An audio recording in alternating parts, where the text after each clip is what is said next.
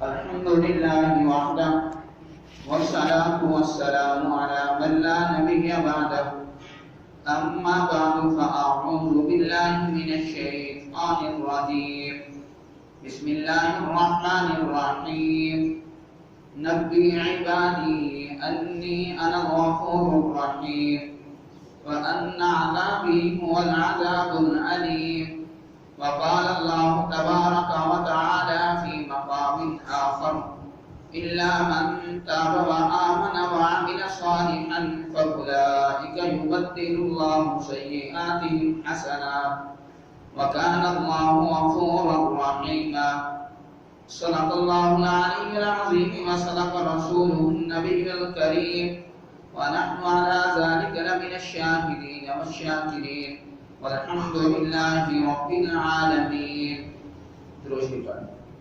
اللهم صل على محمد وعلى آل محمد كما صليت على إبراهيم وعلى آل إبراهيم إنك حميد مجيد. اللهم بارك على محمد وعلى آل محمد كما باركت على إبراهيم وعلى آل إبراهيم إنك حميد مجيد. یہ رمضان المبارک کا دوسرا عشرہ چل رہا ہے اور یہ عشرہ بھی اپنے اختتام کو پہنچنے والا ہے. یہ عشرہ مغفرت کا عشرہ ہے. دعا ہے کہ اللہ رب العزت اس عشرے کے اندر جن لوگوں کی مغفرت فرمانی ہے اللہ ان میں ہمارا نام بھی شامل فرمائے. جو میں نے آیت مبارکہ تلاوت کی ہے نبی عبادی انی انا الغفور الرحیم، اس آیت مبارکہ کے اندر اللہ رب العزت نے بہت ہی بڑی زبردست بات فرمائی ہے. نبی یہ باب تفعیل سے ہے. اللہ رب العزت حضور علیہ السلام سے مخاطب ہے نبی عبادی، آپ میرے بندوں کو بار بار بتلائیں، آپ میرے بندوں سے بار بار بات کریں. اگر اللہ چاہتا وہ اس طرح بھی کہہ دیتا اخبرنی، کہ میری خبر کو میرے بندوں تک پہنچا دو. اب دن کے اندر اذان ہوتی ہے وَأَذِّن فِي النَّاسِ بِالْحَجِّ يَأْتُوكَ رِجَالًا، یہ حج کے بارے میں ہے کہ ایک انسان جب زندگی گزارتا ہے زندگی کے اندر حج کے ایام بار بار آتے رہتے. ایسے ہی دن کے اندر اذان 5 مرتبہ ہوتی ہے تو اذان بھی بار بار ہوتی رہتی ہے. تو یہاں پر جو اللہ رب العزت نے نبی کا لفظ استعمال فرمایا ہے یہ باب تفعیل سے ہے. اس کا مطلب ہے بار بار بیان کرنا. نبی عبادی، اے میرے نبی میرے بندوں کو بار بار بتلاؤ. کیا بتلاؤ؟ جب یہاں پر عبادی کا لفظ استعمال کر دیا کہ یہ میرے بندے ہیں، انی بذات خود میں، یہاں پر یہ جو میں کا لفظ ہے کہ اللہ رب العزت کی ذات یہاں پر یہ بتلانا چاہتی ہیں کہ ان کا حساب و کتاب لینے والی ذات بھی میں ہوں. اگر یہ نافرمانی کرنے والے ہیں تو ان کو معاف کرنے والا بھی میں ہوں. آگے کیا فرمایا؟ وَأَنَّ عَذَابِي هُوَ الْعَذَابُ الْأَلِيمُ. یہاں پر اللہ نے یہ نہیں فرمایا کہ جو نافرمانی کریں گے میرا عذاب ان کو پہنچے گا. یہاں پر 2 چیزیں ہیں، ایک ہے اللہ کا قہر و غضب اور ایک ہے اللہ کی معافی اور اللہ کی مہربانی. اللہ رب العزت کے عرش پر ایک جملہ لکھا ہوا ہے کہ اللہ کی جو مہربانی ہے، اللہ کی جو رحمت ہے، اللہ کے غصے پر ہے. احادیث کے اندر حضور علیہ السلام نے بہت زیادہ کچھ ایسے واقعات بیان فرمائے ہیں کہ ہمیں ان واقعات سے اس چیز کا اندازہ ہوتا ہے کہ اللہ کی رحمت اللہ کے غضب سے زیادہ ہے. حضرت موسیٰ علیہ السلام کے دور حکومت کے اندر دور نبوت کے اندر شداد بھی گزرا ہے، قارون بھی گزرا ہے، فرعون بھی گزرا ہے. اور ایک بات بتلاؤں، 1,24,000 کم و بیش انبیاء کرام علیہ السلام اس دنیا کے اندر تشریف لے آئے ہیں. کسی اور ان تمام انبیاء میں سے صرف ایک نبی پر زنا کی تہمت لگی ہے، صرف ایک نبی پر، اور وہ لگانے والا بھی ایک ہی انسان ہے. جس پر زنا کی تہمت لگی وہ حضرت موسیٰ علیہ السلام ہے، اور جو تہمت لگانے والا ہے وہ قارون ہے. اس نے تہمت یہ کیوں لگائی؟ حضرت موسیٰ علیہ السلام کے دور نبوت میں زکوٰۃ کا اعلان ہوا. اس وقت زکوٰۃ کا نصاب تھا کہ جتنا بھی مال ہے اس میں سے 10% زکوٰۃ نکالنی پڑے گی. اور ہمارے ہاں کیا ہے، 100 میں سے صرف 2.5 روپے. اگر وہاں پر 100 روپے تھے تو 100 روپے میں سے 10 روپے نکالنی پڑتی تھی، اور ہمارے ہاں کیا ہے، 100 روپے میں سے 2.5 روپے. تو قارون نے جب حساب لگایا، اس نے کہا کہ یہ تو بہت زیادہ پیسہ چلا جائے گا. تو اس کے دل کے اندر لالچ پیدا ہوا. اس نے ایک عورت کو ابھارا کہ میں تجھے مال و دولت دوں گا، تم اس کے ساتھ ایسا الزام لگاؤ کہ اس نے میرے ساتھ یہ غلط کام کیا ہے. حضرت موسیٰ علیہ السلام لوگوں سے خطاب فرما رہے ہیں. ایک آدمی، بعض روایات کے اندر آتا ہے کیونکہ اور آدمی بات چیت کرتا ہے، بعض روایات کے اندر ہے قارون ہی کھڑے ہو کر پوچھتا ہے کہ اگر کوئی زنا کرے تو اس کی سزا کیا ہے؟ تو حضرت موسیٰ علیہ السلام نے ارشاد فرمایا کہ اس کی سزا جو ہے سنسار کرنا ہے، یعنی پتھر مار مار مار کے اس کو قتل کر دینا. تو قارون نے کہا یہ عورت آپ سے کچھ کہنا چاہتی ہے. تو حضرت موسیٰ علیہ السلام نے فرمایا بی بی کھڑی ہو جا، کیا کہنا چاہتی ہو؟ جب اس نے ایسے اوپر نگاہ بھر کے دیکھا، حضرت موسیٰ علیہ السلام کی پیشانی پر جیسے ہی اس کی نظر پڑتی ہے تو اس کے دل کے اندر ہیبت بیٹھ جاتی ہے، اور وہ وہیں پر خاموش ہو جاتی ہے. کہتی ہے کہ میں نے کچھ نہیں کہنا، مجھے اس آدمی نے ابھارا تھا کہ تم موسیٰ پر زنا کی تہمت لگاؤ کہ اس نے میرے ساتھ یہ بدفعلی کی ہے، تو میں تمہیں اتنے پیسے دوں گا. تو اس وقت حضرت موسیٰ علیہ السلام اللہ کے ہاں سجدے میں گر جاتے ہیں، اور اللہ کی طرف سے وحی آتی ہے کہ اے موسیٰ یہ زمین تمہارے تابع ہو چکی ہے، تم زمین کو جو حکم دو گے زمین کو تمہارا حکم مانے گی. تو اس وقت حضرت موسیٰ علیہ السلام زمین کو کہتے ہیں کہ قارون کو اپنے اندر دفن کر لو. تو قارون کو زمین اپنے اندر جکڑ لیتی ہے، گھٹنوں تک اندر چلا جاتا ہے. تو قارون کہتا ہے موسیٰ مجھ سے غلطی ہو گئی، مجھے معاف کر دو. تو حضرت موسیٰ علیہ السلام پھر زمین کو کہتے ہیں اور اس کو جکڑ لو. تو زمین سینے تک اس کو لے جاتی ہے. تو تیسری مرتبہ پھر وہ کہتا ہے اے موسیٰ مجھ سے غلطی ہوئی، مجھے معاف کرو. موسیٰ علیہ السلام تیسری مرتبہ بھی وہی کہتے ہیں کہ اس کو اور اچھی طرح جکڑو. تو وہ سر سے لے کر پاؤں تک زمین کے اندر زندہ دفن ہو جاتا ہے. تو اس کے بعد حضور صلی اللہ حضرت موسیٰ علیہ السلام کی طرف وحی آتی ہے. تو اللہ کی طرف سے وحی آتی ہے، کیا فرمایا؟ موسیٰ اس نے 3 دفعہ تم سے معافی مانگی، تم تو اتنے جلال میں تھے کہ تم نے اس کو معاف نہیں کیا. اگر وہ مجھے صرف 1 دفعہ پکارتا اے اللہ مجھے معاف کر دے، مجھے اس عذاب سے چھٹکارا دے، تو میں اس کو فوراً معاف کر دیتا. جو ساری زندگی اللہ کی نافرمانی کر رہا ہے، جو اللہ کے رسول کے اوپر زنا کی تہمت لگانا چاہتا ہے، اللہ اس کے بارے میں فرما رہے ہیں کہ اگر یہ مجھ سے 1 دفعہ معافی مانگتا تو میں اس کو اس سے چھٹکارا دے دیتا. یہ تو بنی اسرائیل کے لوگ تھے. اور بھی ترمذی کی حدیث کے اندر ایک واقعہ لکھا ہے بنی اسرائیل کا. کفل نامی ایک انسان ہے جو ہر رات پیسوں کے ساتھ لڑکیاں خرید کر ان کے ساتھ زنا کرتا ہے. ایک رات ایسا ہوا کہ ایک غریب مجبور لاچار عورت کو لے کر آتا ہے 60 دینار کے بدلے میں. اور 60 دینار آج کل پاکستان کے روپے کے حساب سے تو لاکھوں کے حساب سے قیمت بنتی ہے. تو جب اس کو کمرے کے اندر لے کر جاتا ہے، جب دروازہ بند کرتا ہے دیکھتا ہے کہ وہ عورت وہ لڑکی رو رہی ہے. وہ کہتا ہے کہ میں نے تو تمہارے اوپر زبردستی نہیں کی. تو وہ عورت کہتی ہے کہ میں عزت دار ہوں، مجبور ہوں، لاچار ہوں، میں کوئی طوائف نہیں ہوں، میں کوئی فاشیہ نہیں ہوں، مجھے یہاں تک کہ غربت نے پہنچایا ہے، میرے جسم کو آج تک کسی اجنبی مرد نے دیکھا نہیں، چھونے کی تو دور کی بات ہے۔ تو وہ کہنے لگا کہ جا میری بہن جا، یہ 60 دینار بھی لے جا اور اپنے اس بھائی کے لیے اللہ کے ہاں مغفرت کی دعا کر دینا۔ کتنی وقت کی دعا ہوگی؟ 2 گھنٹے کی، 3 گھنٹے کی، اس کی معافی کی دعا ہوگی، اس کی توبہ کی دعا ہوگی۔ اس کے پیچھے موسیٰ علیہ السلام ہیں اور ہمارے پیچھے محمد مصطفیٰ صلی اللہ علیہ وسلم ہیں۔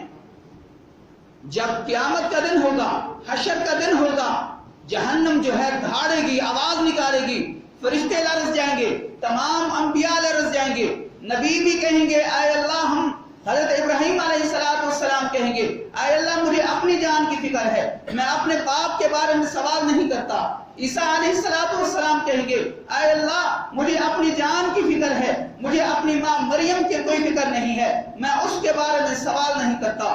ماں جو دنیا کے اندر اپنے بیٹے کے لیے اپنی جان قربان کرنے کے لیے تیار ہوتی ہے، باپ جو اپنی اولاد کے لیے سارا دن مزدوری کرتا ہے، اس وقت بھی وہ یہی کہے گا نفسی نفسی نفسی، لیکن اس وقت ایک ہی آواز ہوگی، ایک ہی آواز جو کہے گا امتی امتی۔ سارے لوگ اس آواز کی طرف متوجہ ہوں گے، کہیں گے کہ یہ آواز کہاں سے آ رہی ہے، یہ انسان کون ہے جس کو اپنی جان کی فکر نہیں، جس کو اپنے چھٹکارے کی فکر نہیں، جس کو صرف اور صرف اپنی امت کی فکر ہے۔ وہ ذات صرف اور صرف نبی علیہ السلام کی ذات ہوگی جو کہہ رہی ہوگی امتی امتی، اے اللہ میری امت کو بچا، اے اللہ میری امت کو بچا۔ اور جو نبی ہم قیامت والے دن میدان حشر میں ہمارے لیے مغفرت کی دعا کر رہا ہوگا، اور آج ہم دنیا کے اندر اسی نبی کے سینے پر خنجر چلا رہے ہیں، ہم اس نبی کی نافرمانی کر کے ہم اس نبی کو ناراض کرنے کی کوشش کر رہے ہیں، ہم دنیا کے اندر ایسی موت مریں کہ آخرت میں ہمارا نبی ہم سے خوش ہو، ہم دنیا کے اندر ایسی موت نہ مریں کہ ہمیں اللہ کے سامنے مجرم بن کے کھڑا ہونا پڑے، ہمیں دنیا کے اندر ایسی موت نہ مرے کہ نبی کے سامنے کھڑا ہوتے ہوئے ہمیں شرمندگی اٹھانی پڑے، ہم دنیا کے اندر ایسی زندگی گزاریں کہ قیامت والے دن اللہ کے نبی ہمارے لیے شفاعت کرنے والے بنے، ہم دنیا کے اندر ایسی نافرمانی والی زندگی نہ گزاریں کہ نبی کے سامنے کھڑا ہوتے ہوئے بھی ہمیں شرمندگی محسوس کرنی پڑے۔ کفر کے پیچھے موسیٰ علیہ السلام ہیں اور ہمارے پیچھے نبی علیہ السلام ہیں۔ جب قومیں تباہ و برباد ہوتی ہیں وہ کسی سازش کی وجہ سے تباہ و برباد نہیں ہوتی۔ سب سے بڑی کتاب جو تاریخ کی کتاب ہے وہ قرآن مجید ہے، قرآن مجید ہمیں بتلاتا ہے قوم عاد ہلاک ہوئی کسی سازش کی وجہ سے ہلاک نہیں ہوئی، قوم لوط ہلاک ہوئی اپنی سازش کی وجہ سے ہلاک نہیں ہوئی۔ قومیں جب تباہ و برباد ہوتی ہیں بد اخلاقی کی وجہ سے تباہ و برباد ہوتی ہیں، جب قومیں تباہ و برباد ہوتی ہیں اللہ کی نافرمانی کی وجہ سے تباہ و برباد ہوتی ہیں، جب قومیں تباہ و برباد ہوتی ہیں، جب قوموں کے اوپر عذاب آتا ہے، جب وہ قومیں تباہ و برباد ہو کر غرق ہو جاتی ہیں، وہ صرف اور صرف اللہ اور اللہ کے رسول کی نافرمانی کی وجہ سے آتی ہیں۔ آج ہم اپنے معاشرے کے اندر دیکھیں، ہماری عدالتیں جھوٹوں سے بھری پڑی ہیں، یہ کس کی سازش ہے؟ ہم نماز نہیں پڑھتے، یہ ہماری نافرمانی ہے، یہ کس کی سازش ہے؟ ہم سود خوری کرتے ہیں، چور خوری کرتے ہیں، رشوت لیتے ہیں، یہ کس کی سازش ہے؟ یہ ہماری اپنی بدعمالی ہیں جن کی وجہ سے اللہ کی طرف سے ہمارے اوپر عذاب آتا ہے۔ جب تک ہم اپنی ان بدعمالیوں سے توبہ نہیں کر لیتے، جب ہم اللہ سے اپنے گناہوں کی معافی نہیں مانگ لیتے، اس وقت تک ہمارے اوپر یہ ظلم، یہ جو عذاب آتے ہیں، یہ جو وبائیں آتی ہیں، یہ آتی رہیں گی جب تک ہم اپنے گناہوں میں مبتلا رہیں گے۔ کفر کی توبہ آدھے گھنٹے، 1 گھنٹے، 2 گھنٹے کی ہے، جب صبح کا وقت ہوا تو اللہ رب العزت نے اس کے دروازے پر لکھ دیا کہ یہ میرا بندہ ہے، میں نے اس کی مغفرت کر دی۔ بنی اسرائیل کا ایک اور آدمی جو ساری زندگی اللہ کی نافرمانی کرتا رہا، اس کی قوم نے اس کو اس علاقے سے نکال دیا، وہ جنگل کے اندر چلا گیا، جب تک اس کے پاس کھانا پینا تھا اس نے زندگی گزاری۔ جب اس کے پاس کھانا پینا ختم ہوا، اس نے جنگل کے چاروں طرف دیکھا کہ یہاں پر کوئی ایسا ہو جو میری مدد کو دوڑے، تو دیکھا کوئی بھی نہیں ہے، مجبور اور لاچار ہو کر ایسے آسمان کی طرف نظر اٹھاتا ہے کہتا ہے اے اللہ اگر میں نافرمانی کروں تو آپ کی ذات میں کوئی فرق نہیں آتا، اگر میں اپنے گناہوں سے توبہ کر لیتا ہوں، اگر آپ مجھے معاف کر دیں تو مجھے معاف کرنے سے آپ کے خزان میں کوئی کمی نہیں آئے گی۔ صرف یہی اس کے الفاظ ہوتے ہیں، اس کی موت ہو جاتی ہے۔ اللہ رب العزت موسیٰ علیہ السلام کی طرف وہی فرماتے ہیں کہ میرا ایک دوست جنگل کے اندر فوت ہو چکا ہے، مجھے پیارا ہو چکا ہے، اس کو جاؤ کفن دو، غسل کرو، جو اس کے کفن اور غسل کے اندر شریک ہوگا میں اس کو معاف کر دوں گا۔ حضرت موسیٰ علیہ السلام اپنی قوم کے اندر یہ اعلان فرماتے ہیں، جب جنگل کے اندر پہنچتے ہیں قوم دیکھتی ہے یہ وہی تو انسان ہے جس کو ہم نے اپنی بستی سے نکالا تھا، تو کہتے ہیں اے موسیٰ تم تو کہتے ہو کہ اللہ کی طرف سے مجھے یہ وحی ہوئی ہے کہ میرا ایک محبوب بندہ فوت ہو چکا ہے، اس کو غسل دو، اس کو کفن دو، یہ تو وہی انسان ہے جس کو ہم نے نکالا تھا۔ تو موسیٰ علیہ السلام اللہ کے سامنے التجا کرتے ہیں اے اللہ یہ کیا ماجرا ہے، یہ تو وہی نافرمان ہے جس نے ساری زندگی آپ کی نافرمانی کی، جس نے میری نافرمانی کی، آپ کے احکامات کو جھٹلایا۔ تو اللہ رب العزت ارشاد فرماتے ہیں موسیٰ جب تم لوگوں نے اس کو اپنی بستی سے نکالا، جب یہ جنگل کے اندر آیا، اس نے جنگل کے چاروں طرف دیکھا، اپنی مدد کے لیے کوئی مدد کے لیے نہیں تھا، تو جب اس نے میری طرف دیکھا، جب اس نے صرف ایک دفعہ کہا اے اللہ میں نے ساری زندگی تیری نافرمانی کی، آج میری مدد کے لیے کوئی نہیں ہے، صرف میں ہی آپ ہی سے مدد کا طلبگار ہوں، تو جب اس نے مجھے اپنی مدد کے لیے بلایا تو میری ذات کے اندر اتنی شرمندگی محسوس ہوئی کہ اگر آج میں نے اس کو معاف نہ کیا تو پھر کون ہوگا جو اس کو معاف کرے گا، پھر کون ہوگا جو اس کی مدد کرے گا۔ تو اللہ رب العزت فرماتے ہیں کہ موسیٰ یہ تو میں نے صرف اس نے اپنی توبہ کے لیے یہ صرف کہا تھا، اگر وہ اپنی توبہ کے ساتھ پوری انسانیت کے لیے توبہ کی دعا کرتا تو آج سے لے کر قیامت تک جتنے بھی لوگ آتے میں سب کو معاف کر دیتا۔ اللہ کی ذات جو ہے بڑی رحیم و کریم ہے۔ نبی عبادی انی انا الغفور الرحیم، اے نبی میرے بندوں کو بار بار بتلاؤ کہ میں رحیم ہوں، معاف کرنے والا ہوں، مہربان ہوں۔ وَأَنَّ عَذَابِي هُوَ الْعَذَابُ الْأَلِيمُ، اور اللہ نے اپنے عذاب کے بارے میں بھی بتلا دیا، یہ نہیں کہا میرا عذاب تمہارے لیے سخت ہے، میرا عذاب تمہارے لیے قہر بن کر اترے گا، بلکہ جہاں پر اللہ نے اپنے عذاب کا ذکر فرمایا ہے وہاں پر سب سے زیادہ اپنی رحمت کا بھی ذکر فرمایا ہے کہ میری رحمت جو ہے میرے عذاب پر ہیوی ہے۔ جیسے کوئی وزنی چیز ہوتی ہے تو اس کا پہلا نیچے ہوتا ہے، جو ہلکی ہوتی ہے وہ ہوا میں ہوتا ہے، تو جو اللہ کی رحمت ہے وہ ایسے ہے، جو اللہ کا عذاب ہے وہ ایسے ہے۔ تو اللہ کی رحمت ہمیں بار بار بلا رہی ہے۔ اگر ہم ساری زندگی اللہ کی نافرمانی کرتے رہیں، اگر ہم زمین سے لے کر آسمان تک یہ سارا خلا ہم اپنے گناہوں سے بھر دیں، اگر صرف ہم زبان سے اخلاص کے ساتھ صرف اتنا کہہ دیں اے اللہ میری توبہ، اے اللہ میری توبہ، اے اللہ میری توبہ، تو اللہ ہمارے تمام گناہوں کو معاف فرما دے گا۔ اللہ معاف ہی نہیں فرمائے گا، الا من تاب وآمن وعمل صالحا فاولئک یبدل اللہ سیئاتہم حسنات وکان اللہ غفورا رحیما، کہ جو بندہ صدق کے دل کے ساتھ اللہ سے اپنے گناہوں کی معافی مانگتا ہے، اللہ اس کے گناہوں کو معاف کرنے کے ساتھ ساتھ اس کے جتنے بھی گناہ ہوں گے وہ نیکیوں میں تبدیل فرما دیں گے۔ اور اللہ نے جو ہماری امت محمدیہ کو جو تحفہ دیا ہے بہت بڑا تحفہ دیا ہوا ہے۔ اگر ہم ان نعمتوں کو شمار کرنا چاہیں وَإِن تَعُدُّوا نِعْمَةَ اللَّهِ لَا تُحْصُوهَا، ہم اللہ کے انعامات کو شمار کرنا چاہیں شمار نہیں کر سکتے۔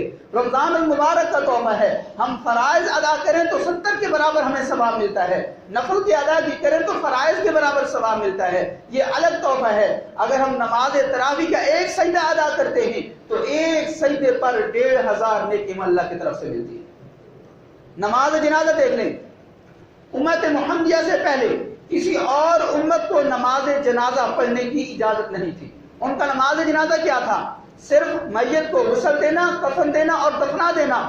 اور ہمارے لیے اللہ کی طرف سے کیا انعام ہوا کہ جس نماز جنازہ کے اندر 40 افراد ہوں گے، نماز جنازہ پڑھنے والوں کو بھی مغفرت ہے اور اس میت کی بھی مغفرت ہے۔ کتنا بڑا اللہ کا ہمارے اوپر کرم ہے، اور اللہ کی اس رحمت کو دیکھتے ہوئے پھر بھی ہم اللہ کی نافرمانی میں لگے رہیں تو یہ پھر ہم اپنے ساتھ ظلم کر رہے ہیں، ہم کسی کے ساتھ ظلم نہیں کر رہے۔ رمضان کے اندر ہمیں خوشی ہوتی ہے کہ ہماری مسجدیں آباد ہیں، لیکن جیسے ہی رمضان ختم ہو جاتا ہے، ایک محاورہ بنا ہوا ہے، محاورے کو ایسے استعمال نہیں کرنا چاہیے کہ رمضان کے اندر لوگ اذان کا انتظار کرتے ہیں، لیکن افسوس سے کہنا پڑتا ہے کہ جب رمضان گزر جاتا ہے اذانیں لوگوں کا انتظار کرتی ہیں کہ کب لوگ مسجد کے اندر آئیں، اللہ کی فرمانبرداری کریں، اللہ کی بارگاہ میں سجدہ ادا کریں۔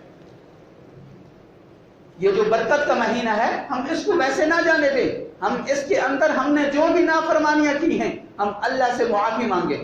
اگر ہم ساری نافرمانیاں کی ہیں، جب طفل جیسا ایک شرابی زانی اس کی معافی ہو سکتی ہے تو ہم تو امت محمدیہ ہیں، ہمارے پیچھے حضور علیہ السلام کھڑے ہیں، ہمارے ساتھ ان کی دعائیں کھڑی ہیں۔ جب ہم اس حضور کے صدقے، ہم اس قرآن کے صدقے جب ہم اللہ کے سامنے اپنے ہاتھ پھیلائیں گے تو اللہ ہمارے تمام گناہوں کو معاف فرما دے گا۔